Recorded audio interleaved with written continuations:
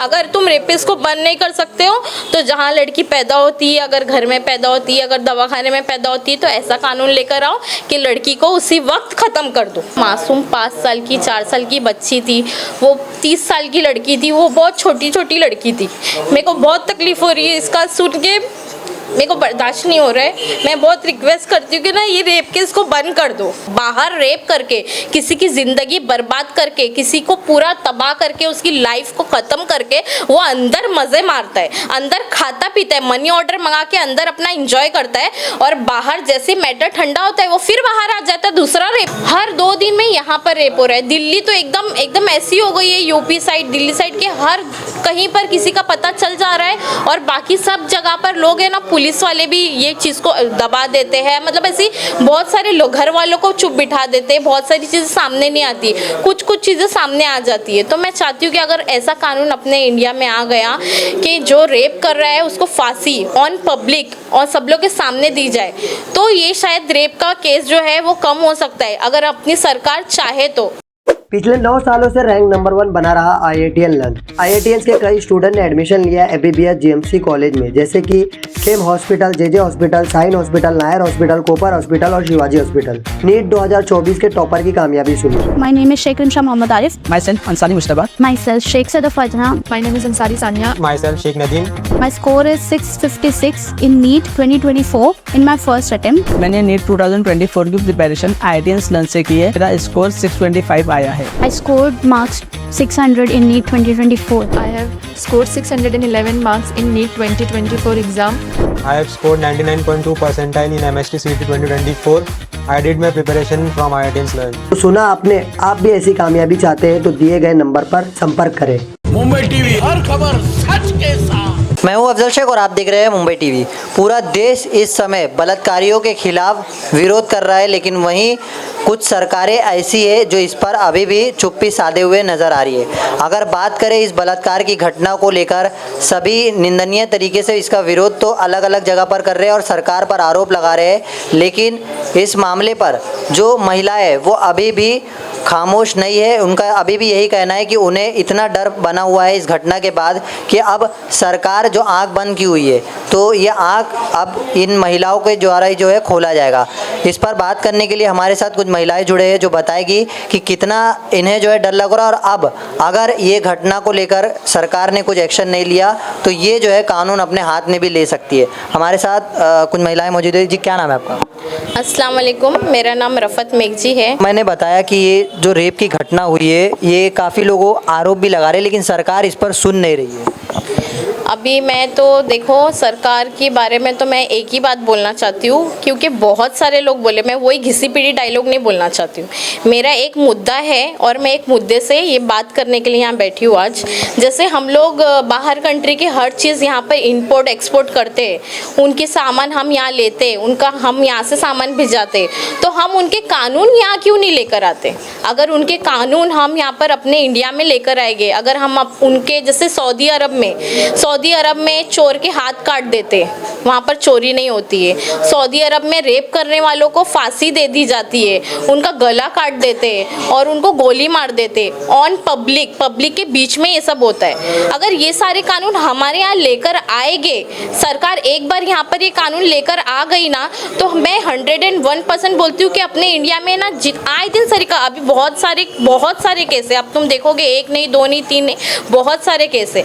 हर 2 दिन में यहाँ पर रेप हो रहा है। दिल्ली तो एकदम ऐसी हो गई है, यूपी साइड, दिल्ली साइड के हर कहीं पर किसी का पता चल जा रहा है, और बाकी सब जगह पर लोग है ना, पुलिस वाले भी ये चीज़ को दबा देते हैं। मतलब ऐसी बहुत सारे लोग घर वालों को चुप बिठा देते हैं, बहुत सारी चीज़ें सामने नहीं आती, कुछ चीज़ें सामने आ जाती है। तो मैं चाहती हूँ कि अगर ऐसा कानून अपने इंडिया में आ गया कि जो रेप कर रहा है उसको फांसी ऑन पब्लिक और सब लोग के सामने दी जाए, तो ये शायद रेप का केस जो है वो कम हो सकता है, अगर अपनी सरकार सरकार चाहे तो, मेरे ख्याल से ये गवर्नमेंट नहीं चाहती है ये कि रेप इंडिया में बंद हो। उनको मज़ा आ रहा है, रेप देखने के लिए मज़ा आ रहा है, क्योंकि उनकी बहन बेटियों के साथ नहीं हो रहा है ना।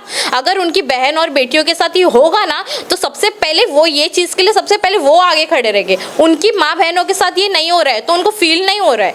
उनके घर में, उनके बंगलों में उनके माँ, उनकी बहन, उनकी बेटी सब सुरक्षित है ना, तो उनको गरीबों का एहसास नहीं हो रहा है। जिस दिन वो एहसास पालेंगे ना, उस दिन हमारे इंडिया कहाँ से कहाँ चले जाएगा।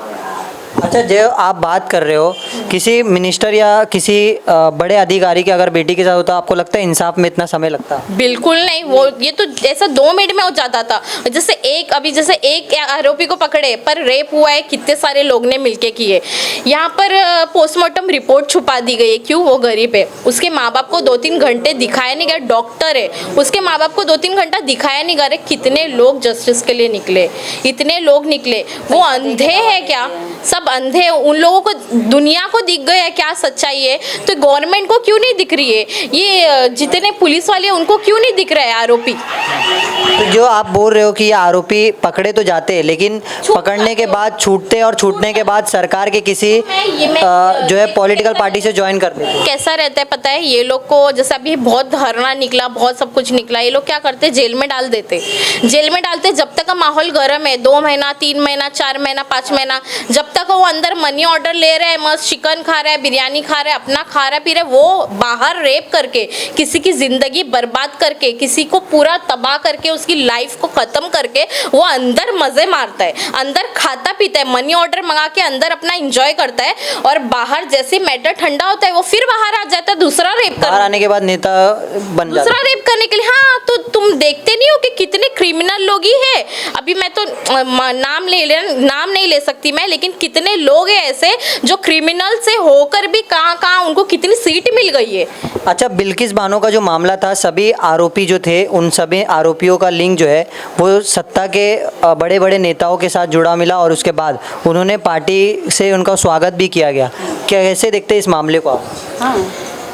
मैं अभी इसमें, मैं तो इतना, मेरे को पता नहीं इस चीज़ के बारे में, मेरे को इतना आइडिया नहीं है। मैंने इतना आपको बिल्किस बानो और आसिफा का मामला नहीं पता? आसिफा का पता है मेरे को, लेकिन आसिफा के मामले में भी तो ऐसे ही किए थे, ढीला ले लिए थे ये लोग ने।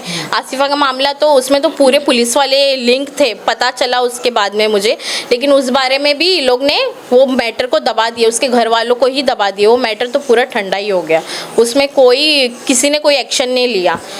उसके लिए भी ऐसे जस्टिस करते रहे। लेकिन आप अगर होते, आपके पास अगर बोलते कि ये रेपिस्ट ने रेप किया है, तो आप उसको कैसी सज़ा देते अगर आपके हाथ में होता? क्या डिमांड करते? मैं बताइए ना तुमको, मेरी डिमांड यही, जो सऊदी में कानून है वो कानून इंडिया में प्लीज़, मैं हम्बल रिक्वेस्ट करती हूँ, अगर मेरी बात आप तक पहुँच रही होगी तो मैं रिक्वेस्ट करती हूँ, मैं किसी पार्टी से लिंक होकर या किसी ने, मैं एक लड़की हूँ और मेरे को ना एक लड़की का बहुत दर्द हो रहा है। वो मासूम 5 साल की, 4 साल की बच्ची थी, वो 30 साल की लड़की थी, वो बहुत छोटी लड़की थी। मेरे को बहुत तकलीफ हो रही है इसका सुन के, मेरे को बर्दाश्त नहीं हो रहा है। मैं बहुत रिक्वेस्ट करती हूँ कि ना ये रेप केस को बंद कर दो, इसको कैसे भी कानून ऐसा लेकर आओ कि जिससे रेप नहीं हो। हमारी इंडिया में लड़की कहीं सेफ नहीं है, ना दवाखाने में सेफ है, ना हॉस्पिटल में सेफ है, ना स्कूल में सेफ है, ना रोड पे सेफ है, कहीं भी लड़की सेफ नहीं है। अगर तुम रेपिस्ट को बंद नहीं कर सकते हो तो जहाँ लड़की पैदा होती है, अगर घर में पैदा होती है, अगर दवाखाने में पैदा होती है, तो ऐसा कानून लेकर आओ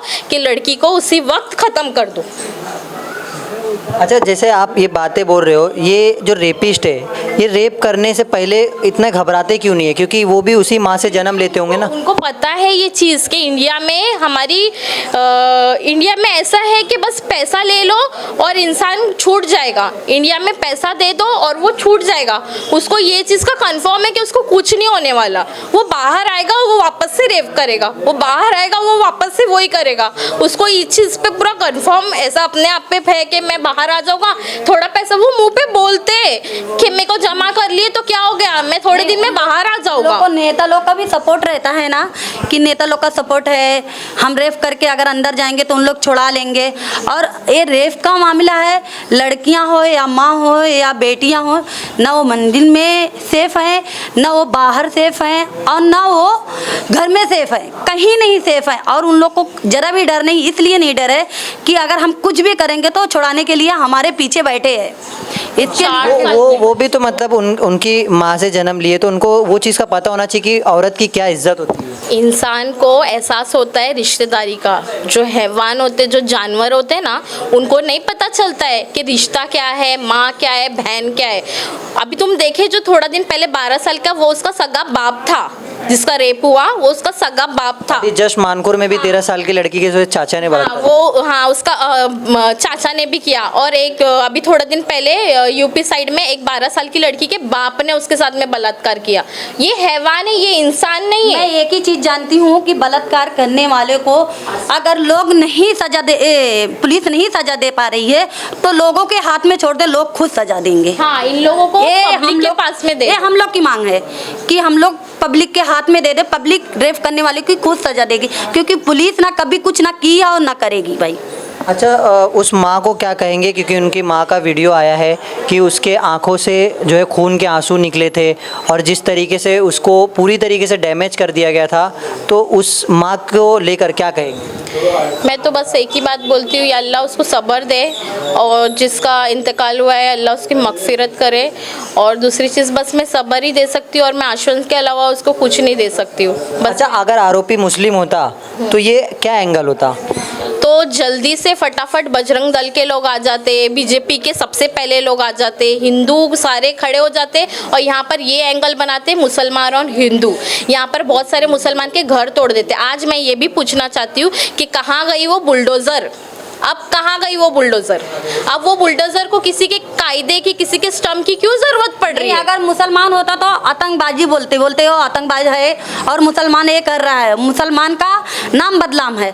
और अभी एक भी क्या कर रहा है, मुसलमान का अगर जरा भी कुछ भी हो रहा है यूपी में या कहीं भी, यूपी में मैं एक अकबरपुर की बात कर रही हूँ, अकबरपुर में कितने लोगों का बेफालतू का घर गिरा दिए, सब कुछ कर दिए। अभी योगी की मैं बात कर रही हूँ कि योगी क्यों नहीं ऐसा करता कि ये रेप करने वाले को, मुसलमान जरूरी नहीं है कि मुसलमान रहे तभी तुम करो, एक हिंदू है उसका भी तो ऑप्शन उठा सकते हैं ना, उसका भी उठाना चाहिए कि नहीं उठाना चाहिए? तुम स्कीम निकाले हो माझी लाड़की बहन और बेटी बढ़ाओ बेटी पढ़ाओ, तो बेटी तो कहीं पर भी सेफ नहीं है। बेटी कहीं सेफ नहीं है। बेटी को मार दो, ऐसा योजना बनाओ कि बेटी को मार दो, बेटी का रेप करो, ये योजना बनाओ। नहीं तो ये योजना बनाओ, क्योंकि वो हो रहा है, हर 2 दिन में हो रहा है। हर 2 दिन में तुमको पता चलेगा आज यहाँ पर रेप हुआ, 2 दिन बाद पता चलेगा आज वहाँ रेप हुआ, उसके बाद पता चलेगा आज वहाँ रेप हुआ।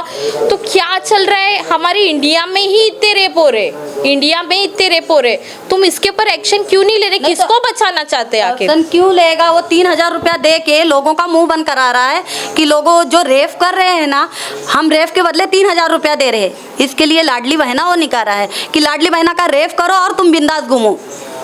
मेरा बोलने का मतलब ये है कि तुम एक्शन लो, अगर तुम्हारे पास पावर है तो मैं रिक्वेस्ट करती हूँ, जिसके पास पावर है मैं उससे रिक्वेस्ट करती हूँ प्लीज़ इस चीज़ पे एक्शन लो। यहाँ पर बात जाति वाती की नहीं है, हिंदू मुस्लिम की नहीं है, कोई पार्टी की नहीं है। मैं एक लड़की होने के नाते मैं आपसे रिक्वेस्ट करती हूँ कि प्लीज़ आप इस चीज़ पे एक्शन लीजिए। तो ये तमाम चीज़ों को लेकर जिस तरीके से महिलाओं ने अपना दुख दर्द बताया, लेकिन अभी भी यही देखना है कि किस तरीके से ये जो इंसाफ की लड़ाई मौमिता देवनाथ को लेकर लड़ी जा रही है, उसको इंसाफ मिलता है या नहीं, और किस तरीके का ये रेप का जो कानून है इसे बदल कर जो शरिया का कानून है अरब कंट्री में जिस तरीके से होता है, उस कानून को यहाँ पर लोगों के डिमांड पर कुछ जो है आगे बढ़ाया जाता है, या इसी तरीके से सरकार इस रेप के मामले पर सिर्फ खामोश नज़र आती है। कैमरामैन नाविद कुरैशी के साथ अब्दुल शेख, मुंबई टीवी।